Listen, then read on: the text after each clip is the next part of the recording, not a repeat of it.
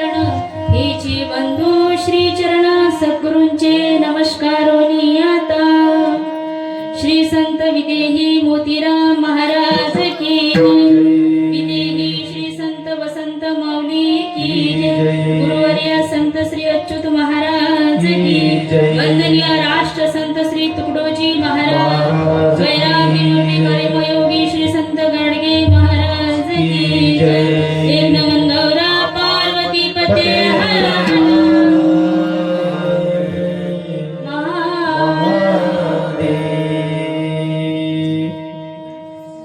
हर हर महादेव म्हटलं म्हणजे हात कसा करायचा असते काय करावं बाई थंडी जेवढी आहे नाही काय म्हणजे हात दडून ठेवलेत नाही का जेव्हा विठ्ठल विठ्ठल असा गजर होतो तेव्हा हाताने काडी वाजवायची मुखाने नामस्मरण करायचं असली नसली थंडी सुद्धा आजच्या सेवेकरिता जो अभंग निवडलेला आहे श्री संत माऊली ज्ञानेश्वर महाराज यांचा आणि सर्वांच्या परिचयाचा हरिपाठामधला आणि सर्वांच्या कंठस्थ असणारा हा अभंग आहे आणि अतिशय सोपा असणारा हा अभंग आहे माऊली महावैष्णव यांनी जो हरिपाठ लिहून ठेवला तर या हरिपाठामध्ये 28 असे अभंग आहेत आणि हरिपाठ आता हरिपाठ म्हटल्यानंतर हरिपाठ करणं आणि हरिपाठ करणं याच्यात फरक आहे शब्द एकच आहे हरी पाठ करणे आणि हरी पाठ करणे आता तुम्हाला एका दृष्टांताद्वारे समजावून सांगते की एक नवीन लग्न झालेली मुलगी होती आता नवीन झालेली ती सुनबाई आहे आणि त्यांच्या घरी पाहुणे आले कोण आले मावल्यांनो तिच्या घरी पाहुणे आले मग आता गरिबीची परिस्थिती आहे घरी कोणीच नाही आहे मग नवीन सुनवायरी आहे बाहेर निघता येत नाही काही संपलं घरातलं तर बाहेर निघता येते का नाही निघता येत मग तिच्या घरी पाहुणे आले होते तिला करायचा होता चहा करण्यासाठी तिने काय केलं की एक चूल घेतली चुलीवर गंज ठेवला चहाचा आणि मग आता साखर पाहिजे पाणी पाहिजे अद्रक पाहिजे दूध पाहिजे विलायची पाहिजे सगळं वस्तू त्या चहाला पाहिजे म्हणून तिने काय केलं की कागदावर लिहिली पाणी कागदावर लिहिलं साखर कागदावर लिहिली चहापत्ती कागदावर लिहिला आता लिहायचं आहे की नाही तर अद्रकही लिहिला आणि लांबसा चहाचा स्वाद येण्यासाठी तो पावडर लांबसा पावडर चिमटभर आणि त्याच्यामध्ये विलायची सुद्धा आणि सुंदर प्रकारे तिने त्या गंजामध्ये सर्व जिन्नस ओतले आणि ते ढवळाढवळ केले आणि चहा तयार झाला चहा कपामध्ये गाळला चहा झाला का वास्तविक चहा झाला का नाही झाला वास्तविक चहा झाला नाही पण लिहिलं होतं ना तिने साखर लिहिली सगळंच काही लिहिलं होतं मग तरी व्हायला पाहिजे ना की नाही चहा पण नाही झाला शब्दाच्या बोलानं शांती नाही मनी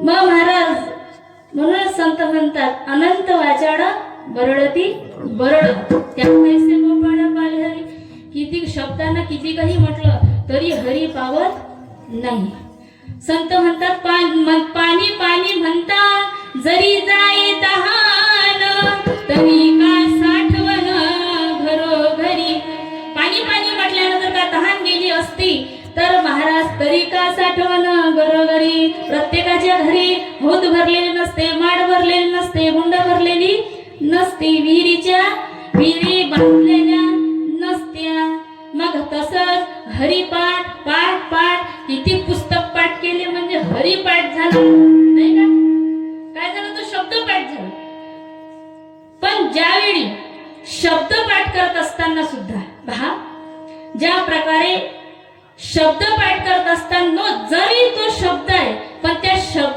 शब्दाची वस्तू आहे की नाही. जसं पाणी म्हटलं, पाणी नावाची वस्तू आहे म्हणून ते पाणी आहे. साखर नावाची वस्तू आहे, साखर. साखर किती काही म्हटले तरी तोंडाला गोडी येत नाही. पण साखर ज्यावेळी खाल्ली तर त्यावेळी सांगावं लागत नाही साखर गोड नेमकी असते कशी. त्याच्यासाठी काय करावी लागेल, साखर खावी लागेल. मग तद्वतच हरिपाठ आणि हरिपाठ यामध्ये असा फरक आहे की शब्द पाठ करणे आणि खरंच हरिपाठ. हरी कसा पाठ करायचा, तर ते हरीचं जे नामस्मरण आहे तर चाले रात्रंदिन पंढरीशी. ही जी देह नावाची पंढरी आहे, या देह नावाच्या पंढरीमध्ये तो जो विठ्ठल बसलेला आहे आणि त्या विठ्ठलाचा जो पाठ आहे तो एकसारखा हरिपाठ नेमका एकसारखा सुरूच आहे. आपला नित्यवारी पंढरीची. पंढरपूरला आपण आषाढी कार्तिकीला जातो पण माऊलींनी नित्यवारी म्हटलेली आहे. मग नित्यवारी पंढरीशी. मग हा पंढरीनाथ कोण आहे, विश्वाच्या विटेवर कोण बसलेला आहे, पंढरीनाथ. मग ते विश्व, ज्या विश्वामध्ये जे आहे तेच या देहामध्ये सुद्धा आहे. आणि यथा पिंडे तथा ब्रह्मांडे, या संपूर्ण ब्रह्मांडामध्ये जे आहे तो हा विठ्ठल बरोबर. आणि तो म्हणजे सर्व व्यापक, तो म्हणजे सर्व व्यापक, तो हा माधव बरोबर. हा म्हणजे जो अनंताचा जो अंश आहे आणि तो अंश या देहामध्ये जो उतरलाय आत्मरूपाने. मग तो कोण आहे, तो जो समुद्र आहे. समुद्राचा एक थेंब जरी घेतला तरी त्याचं सूत्र काय येते, H2O येते. समुद्राचं पाणी जरी घेतलं त्याचं परीक्षण केलं तरी त्याचं सूत्र पण एकच. आणि एक पाण्याच्या एका थेंबाचं पण सूत्र एकच. तद्वतच जो अखिल कोटी ब्रह्मांड नायक आहे, सर्व व्याप्त आहे, तो सर्व व्याप्त आहे, तोच या देहामध्ये बसलेला आहे. म्हणजे विश्वाच्या विटेवर आणि चहुदेहाची करून या विट तिजवरी नीट उभा असे. म्हणजे ती जी वीट पुंडलिकाने फेकलेली होती म्हणतात, मग ती वीट, त्या विटेला असतात 4 कोपरे. त्या चारावर कोण बसलेला आहे, पांडुरंग परमात्मा बसलेला आहे. मग या देहाची चहुदेहाची करून या विट आणि तिजवरी नीट कसं आहे, नीट उभा आहे, छान एकसारखं उभे आहे. कर कटावरी ठेवून या. कर आणि कट, कर कटावरी ठेवून या. कर म्हणजे लक्ष आणि कटावरी म्हणजे जो विठ्ठल आहे, जो वस्तू आहे, जो परमात्मा आहे, त्याच्या वर लक्ष ठेवणे म्हणजे कर कटावरी ठेवून या. विठ्ठल विठ्ठल.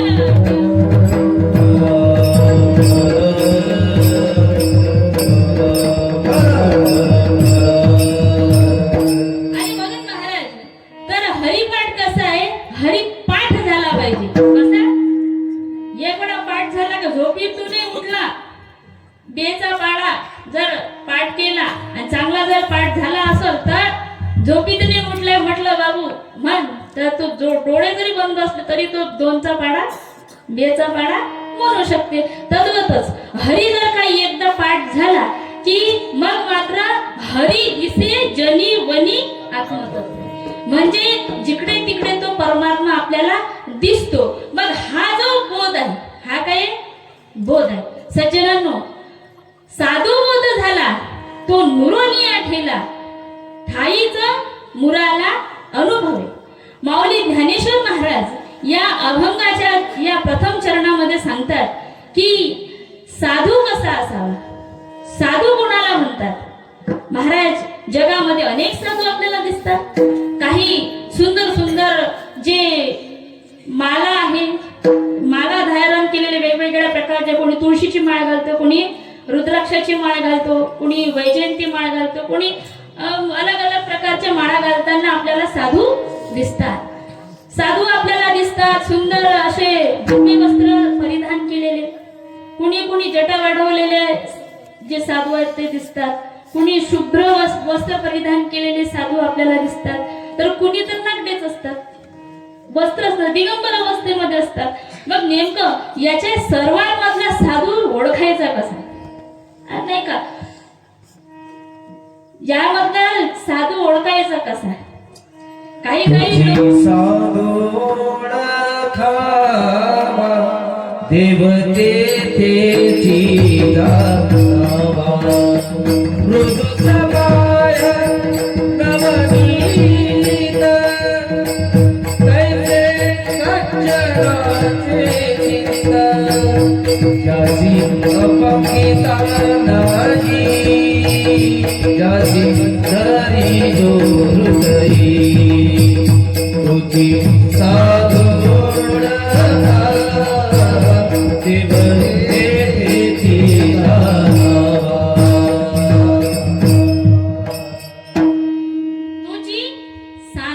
ओळखावा देव तेथेची जाणावा.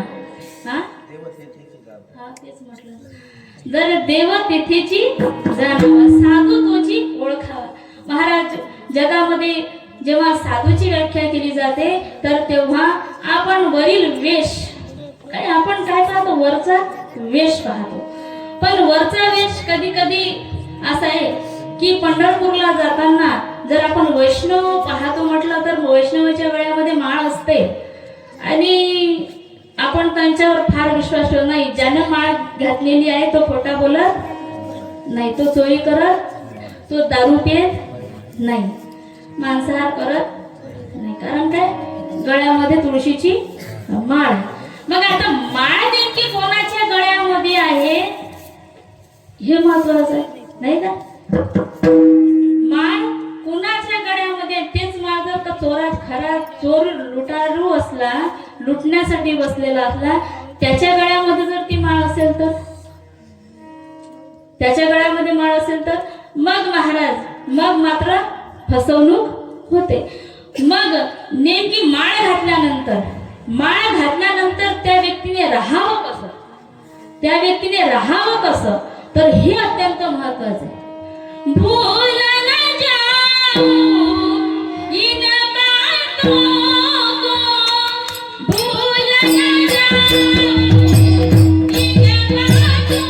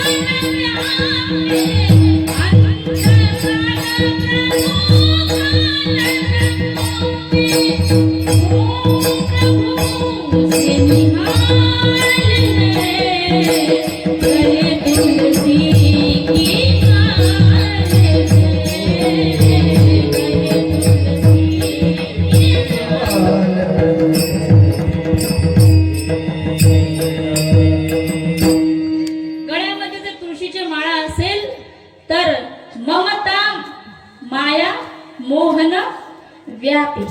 तर ज्याच्या गळ्यामध्ये तुळशीची माळ आहे, जो साधू आहे, तर त्याला या प्रकारच्या ज्या गोष्टी आहेत तर त्या ह्या व्यापत नाही. सज्जनांनो बघा, आता हे जे मागं उभं राहणारे जे पोरं असतात हे याच्यासाठी उभे असतात, जर कीर्तन, जर समजा कीर्तन जर बरं वाटलं पाहू, म्हणजे कीर्तन पाहू, कीर्तन पाहायची गोष्ट नसलं चांगलं कीर्तन, कारण इथं असं आहे की चॅनल एकच असते, घरी तरी चॅनल पटकन बदलता येते, स्क्रीनवर मोबाईलवर हात फिरवता येते, पण इथं काही फोटो बदलता येत नाही. म्हणून बघा, कीर्तन म्हणजे काही मनोरंजनाचं साधन नाही. बेटा, जर का कीर्तन मनोरंजनाचं साधन समजून जर आला असाल तर कृपया उठून जाऊ नका, कारण इथे काही मनोरंजन कोणत्याच प्रकारचं विनोद वगैरे होणार नाही. कारण कीर्तन, प्रवचन, भजन नुसतेच नको मनोरंजन, ज्याने सुधारेल गावाचे जीवन ऐसे कार्यक्रम योजावे. असे कार्यक्रम आपल्या गावामध्ये असायला पाहिजे की जेणेकरून आपल्यामध्ये कीर्तन म्हटल्यानंतर त्यामध्ये भक्ती भाव ह्या कीर्तनकारामध्ये असावा आणि त्यानंतर मग हे जे श्रोता वर्ग आहे त्यांच्यामध्ये सुद्धा तो भाव तो उमटून येतो. नामदेव कीर्तन करी पुढे देव नाचे पांडुरंग. महाराज देव श्री संत नामदेव महाराज जेव्हा कीर्तन करत होते तर त्यांच्या कीर्तनामध्ये साक्षात पांडुरंग सुद्धा नाचत होते. श्री संत तुकोबराय जेव्हा कीर्तन करत होते तर त्यावेळी शिवाजी महाराज येऊन बसलेले होते आणि जेव्हा शिवाजी महाराजांना पकडण्यासाठी मुघल आले तर त्या मुघलांना हेच नाही समजलं की नेमके शिवाजी महाराज कोणते आणि प्रेक्षक कोणते. मग महाराज कीर्तन श्रवण केल्यानंतर तो मग काय होऊन जातो, देव होण्याची ताकद. कीर्तन